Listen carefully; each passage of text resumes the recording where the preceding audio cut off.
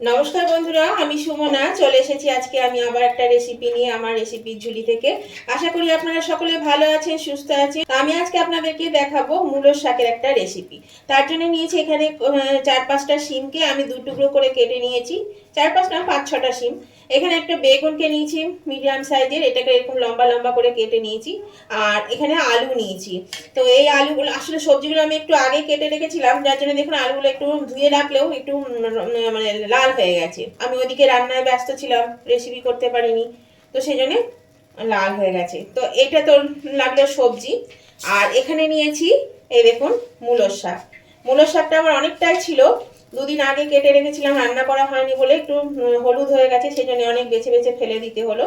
তার জন্য একটু কম হয়ে গেছে, তো আপনারা আপনাদের পরিমাণ মতো নিয়ে নেবেন। আর এটা খেতে কিন্তু খুবই ভালো লাগে, যারা মূলোর শাক খায় না তারাও কিন্তু এটা দিয়ে এক থালা ভাত খেয়ে নেবে। তো এই দেখুন আমি কি করে আজকে রান্না করব মূলোর শাকের চচ্চড়ি, সেটাই আমি আপনাদের সঙ্গে আজকে শেয়ার করব। এই দেখুন কেমন লাল হয়ে গেছে, এগুলো খাওয়া যায় না, এই জন্য এগুলো ফেলে দিতে হয়। অনেক ফেলে দিলাম, তারপরেও দেখুন কত বেরোচ্ছে, এই যে। তো চলুন আমি এবার রান্নাটা করি। এখানে কটা বড়ি নিয়েছি বন্ধুরা, তেল গরম হয়ে গেছে, কড়াইয়ে তেল দিয়ে দিচ্ছি, তেল একটু বড়িটা ভেজে নেব প্রথমে। বড়ি ভেজে তুলে নিয়েছি, এই তেলের মধ্যে দিয়ে দিচ্ছি বেগুন, বেগুনটাকে আগে ভেজে নেব, তারপরে আমি রান্নাটা শুরু করব। এই বন্ধুরা বেগুনগুলো ভাজা হয়ে গেছে, আমি এর থেকে আর বেশি ভাজবো না, আর নুন হলুদ কিছু দিইনি।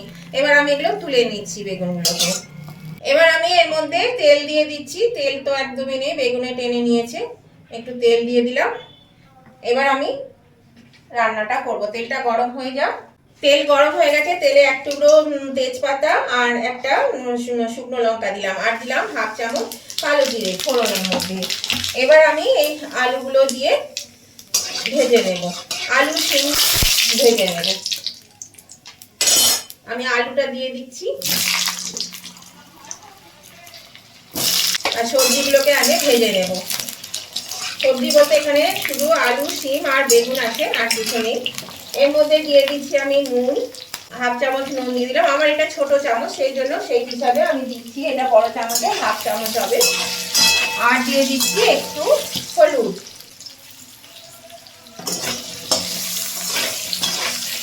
আলুটা একটু ভাজা হয়ে এলে আমি শিমটা দিয়ে দেবো এর মধ্যে। এই রান্নাটা কিন্তু খুবই সহজ আর খুব তাড়াতাড়িও হয়ে যায়, আর খেতেও কিন্তু বেশ ভালো লাগে, মানে এক থালা ভাত আপনাদের খাওয়া হয়ে যাবে এটা দিয়েই। এরকম বন্ধুরা শিম আলুটা বেশ একটু ভাজা হয়ে গেছে, এর মধ্যে এবার আমি দিয়ে দেবো শাকটা। শাকটা যতই রাখছি ততই হলুদ হয়ে যাচ্ছে, যতই সময় চলে যাচ্ছে ততই হলদে হয়ে যাচ্ছে। তাড়াতাড়ি রান্নাটা না করলে সব সবজি ফেলে দিতে হবে, অত ফেলে দিলাম। এবার আমি শাকটা দিয়ে একটু নেড়ে চেড়ে দেবো, নেড়ে চেড়ে দিয়ে আমি একটা ঢাকা দিয়ে দেবো, মিনিট 10-এর জন্য ঢাকা দিয়ে দেবো। তাহলে কি হবে, শিম আলু সব সেদ্ধ হয়ে যাবে। আর শাকটা কিন্তু বন্ধুরা অবশ্যই কিন্তু যেহেতু এটা শাক চচ্চড়ি একটু বড় বড় করে কাটতে হবে, এই শাকটা বেশ একটু বড় বড় করে কাটবেন। তো এবার আমি এটা একটু ঢাকা দিয়ে দিচ্ছি, আঁচটা কিন্তু একদম লোতে দিয়ে দেবো, তাহলে সেদ্ধ হবে। 10 মিনিট পরে আমি ফিরে আসছি। এরকম বন্ধুরা 10 মিনিট পরে ফিরে এলাম, দেখুন শাকটা কত কমে গেছে। আর এ দেখুন আলু তো সেদ্ধ হয়েই গেছে, শিমও সিদ্ধ হয়ে গেছে, আলু সিদ্ধ হয়ে গেছে অনেক। আর এই মূলোর শাকটা কিন্তু ভালো সিদ্ধ হয়নি, মানে ডাঁটাগুলো বিশেষ করে। মূলোর শাক ওই জন্য আমি সবসময় কি করি, বেশিরভাগ সময় আমি প্রেসার কুকারে একটু সিদ্ধ করে নিই, তাহলে কিন্তু রান্নাটা ভালো হয়। তো এই দেখুন একটু সেদ্ধ হবে, আমি এর মধ্যে এবার আরও কিছু জিনিস আমি দিয়ে দিচ্ছি। সেটা হচ্ছে এই বড়ি, ভেজে রাখা বড়ি, আর দিয়ে দেব এই যে বেগুন, ভেজে রাখা বেগুন, আর দিয়ে দেবো একটু নুন। নুন আমি অল্প দিয়েছিলাম সেই জন্যে আর একটু নুন লাগবে, এই পরিমাণ মতন একটু নুন দিয়ে দিলাম। হলুদ আর দেবো না। এবার দিয়ে দেব সর্ষে বেটে রেখে, সাদা কালো সর্ষে, এটা দিয়ে দিলাম এই 1 চামচের মতন, বেশি দেব না। আর দিয়ে দিচ্ছি হাফ চামচ মতো এই যে পোস্ত, আর দিয়ে দেবো এই যে সর্ষে পোস্ত বাটার একটু জল। এবার আমি এটা দিয়ে ভালো করে একটু নেড়ে চেড়ে দিয়ে আবার আমি এই 5 থেকে 7 মিনিট একটু ঢাকা দিয়ে রেখে দেব, তাহলে সব কিছু ভালো সিদ্ধ হয়ে যাবে। আঁচটা এখন বাড়িয়ে দিলাম নাড়ার সময়। আর দিয়ে দিলাম 3টে চেরা কাঁচা লঙ্কা। এবার আমি এটা ভালো করে মিশিয়ে নিচ্ছি, একটু মিশিয়ে নিয়ে আমি ঢাকা দিয়ে দিচ্ছি।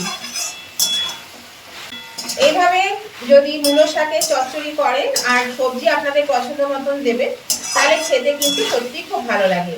যদি না খেয়েছেন তাহলে অবশ্যই কিন্তু একবার করে খেয়ে দেখবেন। আমি এটা ঢাকা দিয়ে দিলাম 5 থেকে 7 মিনিটের জন্য।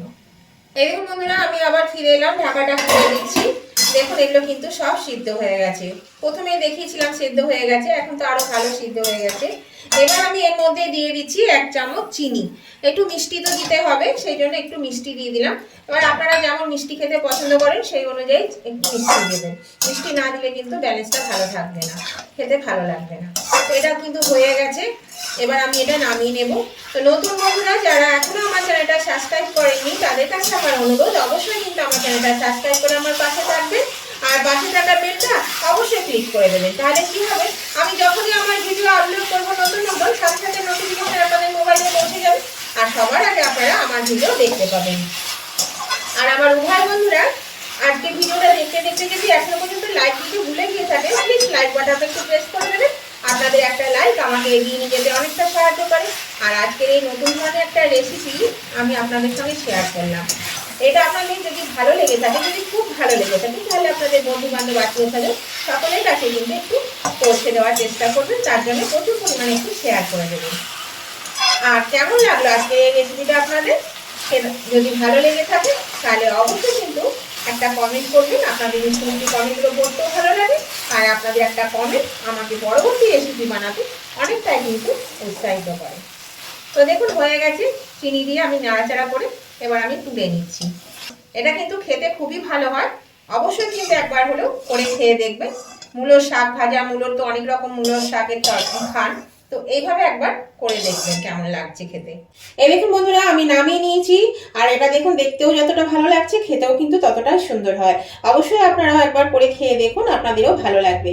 তাহলে ভালো লাগলে অবশ্যই নতুন বন্ধুরা আমার পাশে থাকবেন সাবস্ক্রাইব করে। আর উভয় বন্ধুরা কিন্তু লাইক শেয়ার কমেন্ট করতে ভুলবেন না। আজকের মতন আমি ভিডিওটা এখানেই শেষ করলাম। আবার আমি নতুন ধরনের ভিডিও নিয়ে চলে আসবো। ততদিন আপনারা ভালো থাকুন, সুস্থ থাকুন। Tata, bye bye.